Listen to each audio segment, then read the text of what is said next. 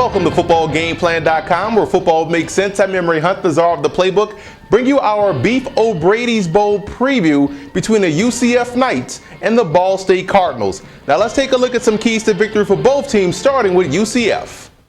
Let's look at Central Florida in this matchup. Let's look at their offense. Blake Bortles has done a solid job all season long. This guy plays within the offense and does an efficient job of delivering the football. We know they're run heavy, and that's why Latavius Murray will have a big day. And they also have depth behind him with Storm Johnson, a hotshot recruit from the University of Miami. But keep an eye on Quincy McDuffie. I think this guy can be an X factor in this ball game, not only catching the short passes and taking them the distance, but also in the return game. Now, defensively, when you look at their defensive line, you got to talk about Troy Davis and what he can do to disrupt the passing game of Ball State. They're going to have to live in that backfield because we know Ball State is also a very well-balanced and dangerous offense.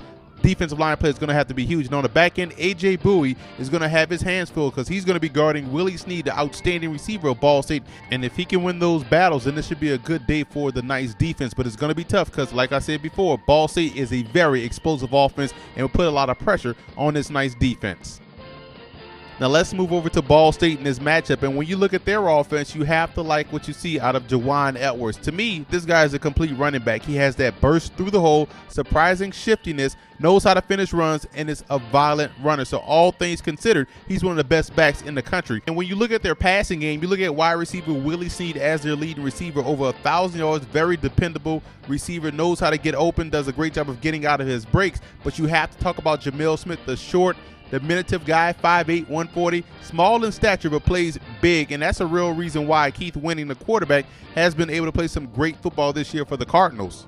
Defensively is where I have some concerns for Ball State. Now, all season long, we've talked about how great their offense is, but when you look at their defense, they give up a lot of yards on the ground. That's not what you want to hear when you're facing a team that has a talented tailback combination of Murray and Storm Johnson. So they're going to have to load up front to put this game on the shoulders of Blake Bortles. I like the linebackers. Travis Freeman is one of the outstanding linebackers in the MAC, and they do a good job of playing aggressive and also making a lot of tackles. They're just going to have to make those tackles at or near or even behind the line of scrimmage. If their front seven can come to play, I have full confidence in their secondary holding their own on the back end.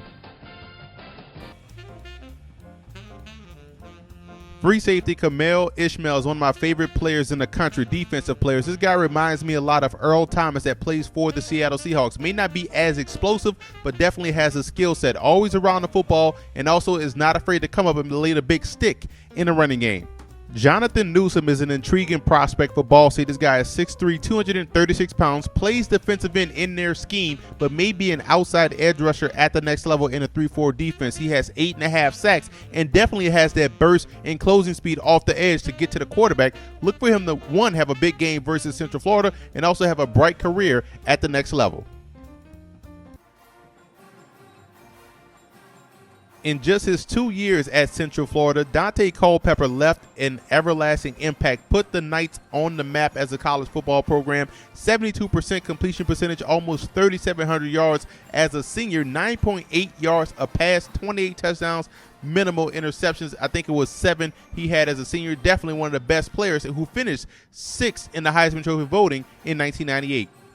Brad Maynard was a 2-time All-American at Ball State, had the distance, 44 yards of punt. The hang time was there. That's what made him special. This is a guy that also was the 1996 Mid-American Conference Defensive Player of the Year. That shows how much of an impact he'd had for the Cardinals. I like Central Florida in this ball game. When you look at what the Knights do well, they're a well-balanced offensive attack, just like Ball State. So this game will not be about offense. More so, it'll be about which defense can step up and make the necessary stops. And I think that's what you can count on from Central Florida. Their defensive line will do a great job of owning the line of scrimmage. In the secondary, I like what I see out of A.J. Bowie and also Kemal Ishmael making big plays. So look for the defense of the Knights to be the reason why they win the Beef O'Brady Bowl.